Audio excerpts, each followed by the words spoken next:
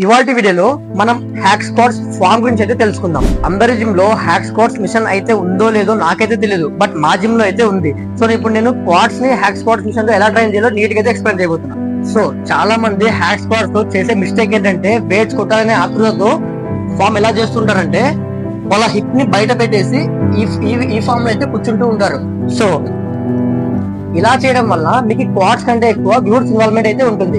So దానితో పాటు మీ back injury కూడా అయ్యే అవకాశం అయితే ఉంటుంది. సో ఇప్పుడు నేను చెప్పే స్టెప్ ఫాలో అవడం వల్ల మీకైతే హ్యాక్ స్క్వాట్స్ లో క్వాడ్స్ ఒకటి ట్రైన్ అవుతాయి. సో ఇప్పుడు నేను చేసే ఫామ్ ని నీట్ గా అయితే అబ్జర్వ్ చేయండి. ఫస్ట్ వెయిట్ అయితే పైన తీసేసుకుని మీ షోల్డర్ విత్ లెగ్స్ పెట్టేసుకోవాలి.